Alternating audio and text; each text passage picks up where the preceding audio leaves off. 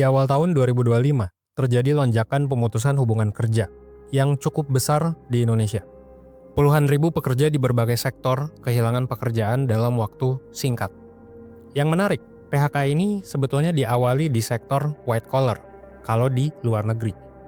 Perusahaan-perusahaan besar seperti McKinsey, BCG, dan lain-lain sudah ngelakuin PHK. Uniknya, di tahun 1998, pola ini sempat terjadi juga di Indonesia.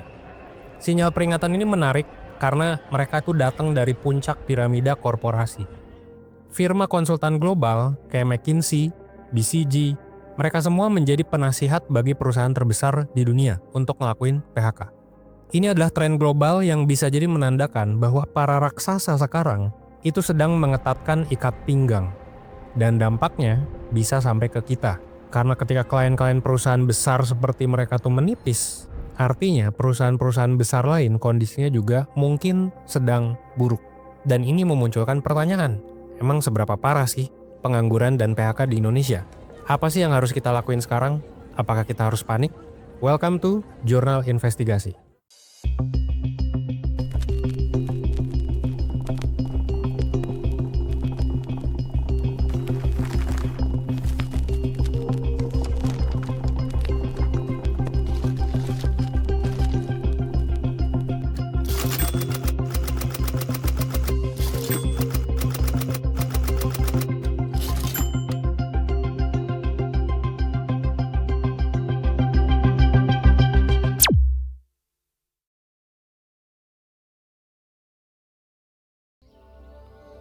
Kalau kita cuma lihat dari statistik, kondisi tenaga kerja kita kemungkinan tuh baik-baik aja.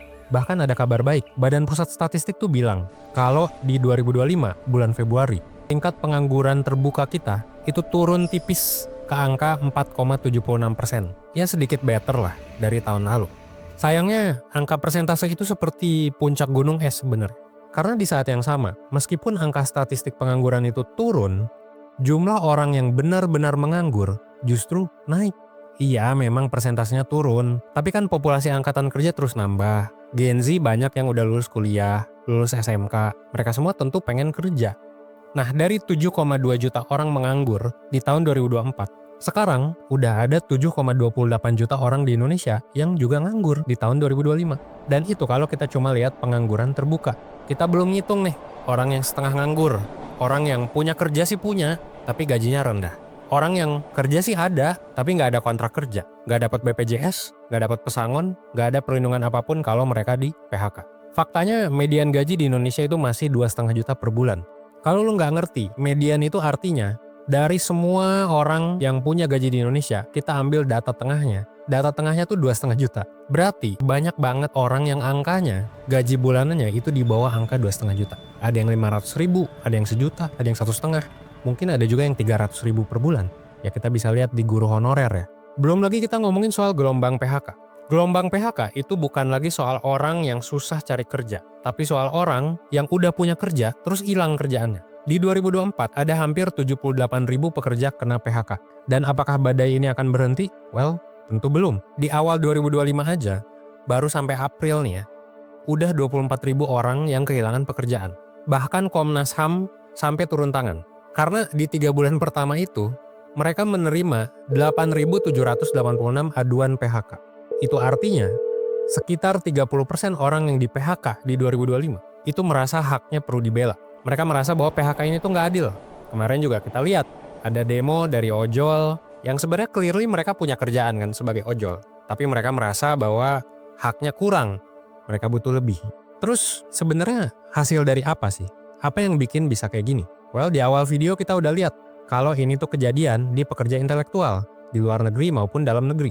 Tapi kita juga sekarang lihat PHK juga terjadi di industri padat karya atau di pabrik-pabrik lah, yang selama ini jadi tumpuan hidup jutaan orang. Bukan orang malah, jutaan keluarga. Contohnya industri tekstil. Kita semua denger lah, kemarin ada Sritex yang goyang, yang niatnya juga mau diselamatin, tapi ternyata nggak jadi. Akhirnya PHK. Ada juga Sanken di industri elektronik, ada beberapa juga pabrik Yamaha. Dan kalau gue sebut semua nggak bakal beres sih video ini ya. Semua pabrik ini mereka terpaksa melakukan PHK massal. Alasannya sih klasik ya. Permintaan anjlok alias orang yang beli jadi nurun, kalah saing sama produk-produk baru. terutama produk impor. Jadi kalau ditanya sebenarnya seberapa parah sih kondisi kita? Well, datanya udah jelas. Ya udah bisa kita bilang lah, lumayan parah sebenarnya. Dan gue yakin banyak dari lo yang nonton video ini mungkin terdampak juga. Tapi apa nggak ada ya industri yang lagi tumbuh? Apa nggak ada orang yang di luar sana yang naik gaji? Kok masih banyak influencer yang flexing soal gajinya, yang flexing soal mereka keluar negeri, dan lain-lain? Emang bener ya nggak ada peluang yang bisa kita ambil di waktu-waktu parah kayak sekarang? Karena kalau kita belajar dari tahun 98, krisis paling besar di Indonesia, sejarah itu membuktikan kalau setiap krisis itu justru jadi titik balik buat industri lain. Ya kita tahu lah industri finansial tuh hancur lebur, tapi kita bisa ngelihat ada juga peluang di industri telekomunikasi, di industri consumer goods, dan di industri komoditas yang dipicu permintaan global. Rupiah juga memang sempat naik drastis, tapi sempat juga diturunin kok sama pemerintah ya. Artinya gini, keterpurukan di satu sektor atau di beberapa sektor sebetulnya bisa memicu kebangkitan di sektor lain. Bahkan kalau gua menyamakan kondisi sekarang, itu kayak tahun 1998, itu sebenarnya ekstrim banget sih ya. Karena kondisi sekarang belum tentu loh sama kayak 98. Bisa jadi kondisi sekarang cuma karena ya orang-orang takut aja karena banyak PHK, karena industri ada yang sunset. Tapi sebenarnya banyak loh industri lain yang bisa jadi peluang. Jadi sebenarnya ini kondisi parah nggak sih? Ada yang bisa kita lakuin nggak sih?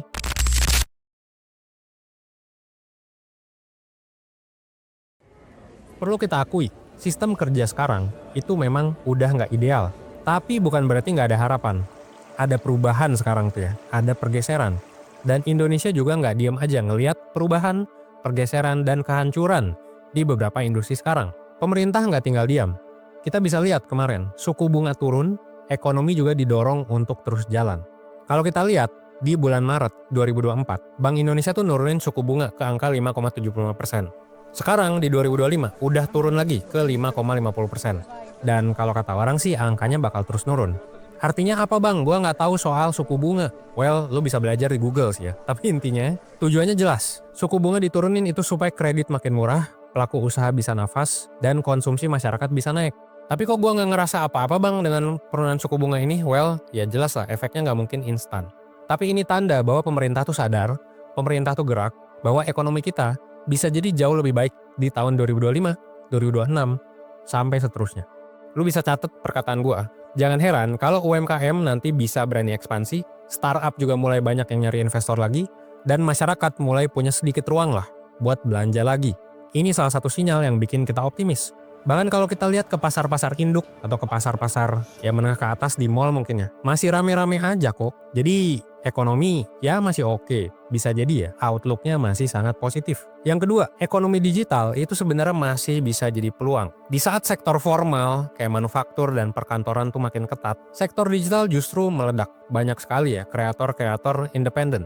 Kalau laporan dari Google, ekonomi digital Indonesia itu menyentuh angka 82 miliar sekarang. Dan diproyeksikan itu bakal naik di 2025 termasuk 2026. Naiknya juga nggak nanggung-nanggung bos, sampai 13% per tahun. Ya lu lihat aja sekarang gitu kan, makin banyak yang jadi konten kreator, makin banyak yang main di industri kripto, makin banyak yang kerja di luar negeri jadi virtual assistant, dan lain-lain.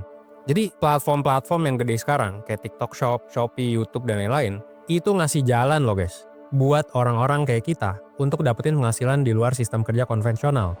Dan itu juga yang sebenarnya gue lakuin ya, sejak awal ini dimulai di tahun 2019. Lu bisa lihat perkembangan 1% sampai sekarang, itu bisa sampai 3,5 juta subscribers. Itu nggak instan memang, tapi gue memulai mungkin di saat yang tepat. Apakah telat untuk masuk ke industri ini? Sedikit telat sih, tapi masih growing kok. Peluangnya tuh masih ada guys, meskipun kompetisinya itu ketat banget. Ya iyalah, semua orang pengen dong berkembang, semua orang pengen dong punya gaji tinggi. Tapi satu hal yang bisa kita simpulkan dari sekarang adalah kehancuran industri lama itu adalah peluang di industri baru. Sementara industri lama kayak tekstil, retail, media konvensional itu ya lagi PHK. Yang gak heran lah kalau banyak news, media yang melakukan PHK. Karena orang sekarang kan lihat berita dari mana? Dari Instagram, Twitter, TikTok. Mereka udah gak lagi lihat koran dan lain-lain ya. Ya wajar dong kalau perusahaan-perusahaan kayak gitu melakukan PHK. Tapi kita bisa lihat juga industri baru yang berkembang. Ya contohnya micro-influencer yang tadi gue bilang. Ada AI juga dan machine learning yang adopsinya makin naik. Dan ingat yang pakai ChatGPT di Indonesia dan di dunia itu baru berapa persen guys. Jadi belum banyak. Kalau lu masuk ke sini, belum telat. Cyber security, cloud computing juga sama. Dulu orang pasang server ya di rumah, sekarang bisa nyewa, gampang. Ya kita bisa lihat kayak Biznet misalnya, ada Biznet Geo yang 1% juga pakai, itu murah sekali guys. Dan itu lagi growing juga untuk cloud computing. Kita juga bisa lihat pertumbuhan jobs di green jobs, sustainable energy. Mungkin lu punya temen di industri ini yang malah justru mereka lagi banyak hiring, banyak pekerjaan baru. Kayak ESG analyst, ada juga yang mungkin yang jadi engineer di renewable energy, dan lain-lain. Bahkan data dari Bappenas itu bilang, green energy ini, green jobs, itu mampu menciptakan 15 juta pekerjaan baru sampai puluhan tahun ke depan. Nah pertanyaannya sekarang, lu ada di industri sunset yang bisa digantiin robot atau AI, atau lu ada di industri baru yang ngebangun robot-robot tersebut, yang ngebangun renewable energy tersebut? Pertanyaannya simpel sih. Sekarang, buat lo yang masih kuliah ya, buat lo yang lagi mau switch karir, lu sekarang belajar untuk kerja itu buat future jobs atau buat pekerjaan lama yang bakal di wipe out sama AI. Karena kalau kata World Economic Forum, mereka udah bilang dari tahun 2023, 44% keterampilan pekerja saat ini itu perlu diperbarui dengan drastis dalam 5 tahun ke depan. Bahkan gue sih nggak yakin 5 tahun ke depan ya, itu kan artinya 2028 tuh. Gue yakin 2026-2027 itu udah makin banyak PHK. Karena apa? Karena orang nggak siap dengan perkembangan teknologi. So, kita sebagai manusia normal nih, manusia biasa gitu ya, harus gimana?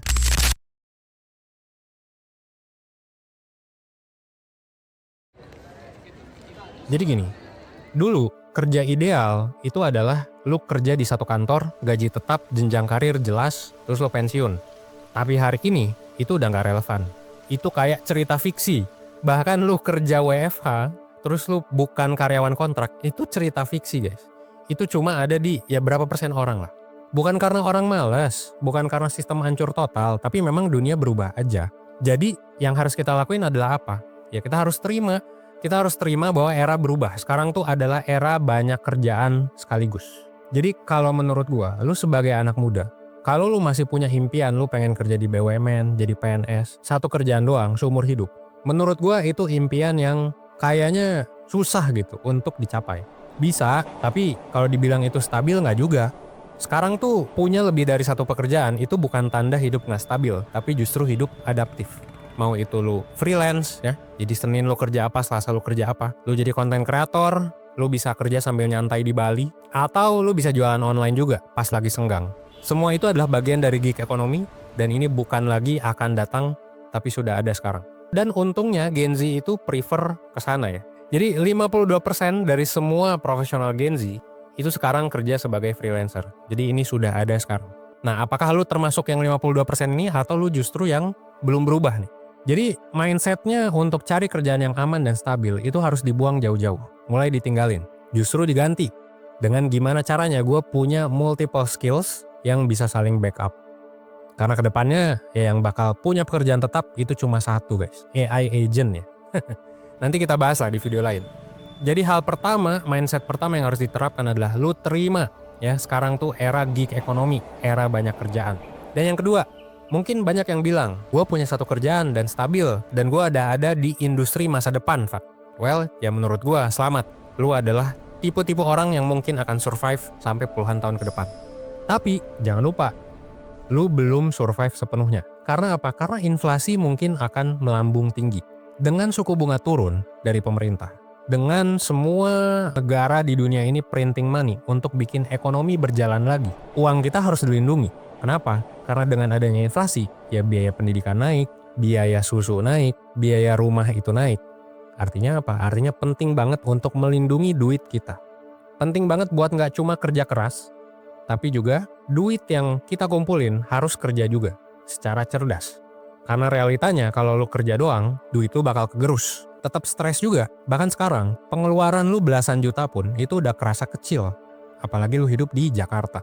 Dan lu harus siap juga dengan gonjang-ganjing ekonomi, apalagi dengan pemimpin negara terbesar di dunia sekarang. Contohnya Donald Trump ya.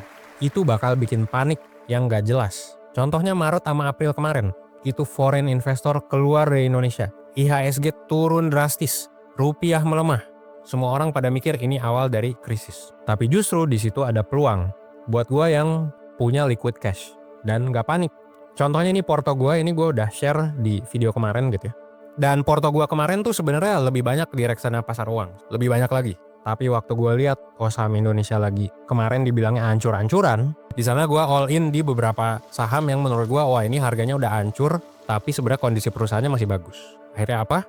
Ya kita bisa lihat ya, buat lo yang invest di Bank BTN misalnya, Bank BCA, Bank BRI, ketika IHSG lagi turun drastis, dan itu saham bank lagi hancur-hancuran, itu bisa menikmati returnnya sekarang.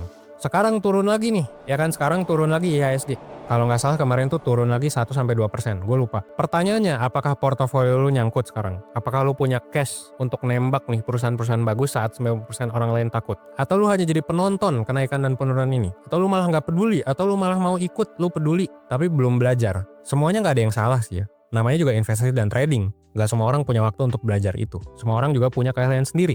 Tapi di sini gue mau ngajak nih, buat yang lihat ini sebagai peluang, sebenarnya bisa aja dijadiin peluang. Mungkin ada yang bilang, invest saham di Indonesia tuh nggak bisa. Invest trading tuh jelek lah gitu. Menurut gue sih nggak juga ya. Karena para trader, ya salah satunya mungkin gue nggak bisa dibilang full time trader juga sih. Tapi gue kemarin ngeliat ini sebagai peluang. Dan kemarin ya portofolio gue naik sekitar 30-40% di beberapa saham. Kalau nembaknya bener. Ada juga sih yang turun, yang makin turun lagi sekarang. Tapi nggak masalah lah. Yang penting bisa menikmati profit dari yang kemarin. Dan masih plus. Jadi menurut gue, ini sebenarnya kehancuran industri-industri sekarang harus bisa lu manfaatin. Jangan jadi penonton aja, mulai sisihkan waktu buat belajar.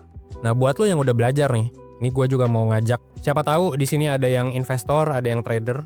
1% ada info nih. Jadi ada event namanya KC Challenge, Rise of Traders. Kompetisi ini bisa buat siapa aja, dan siapa tahu lu adalah traders atau investor yang kayak gue gitu ya, yang ngelihat market merah malah seneng. Ini adalah saatnya karena ada hadiah sampai 500 juta rupiah kalau lu trading di platform KC. Atau kalau lu yang belum download, ada aplikasinya namanya adalah iKisi. Jadi ya pertanyaan sekarang buat lu gitu. Seberapa parah sih menurut lu kondisi pengangguran dan PHK sekarang? Seberapa parah sih berbagai macam industri di Indonesia? Dan pertanyaan juga bisa dibalik. Seberapa oke sih peluang sekarang? Dan peluangnya ada di mana aja? Dan apakah kita mau memanfaatkan peluang itu? Semoga video ini bisa bermanfaat. Gue Evan 100%, well, thanks.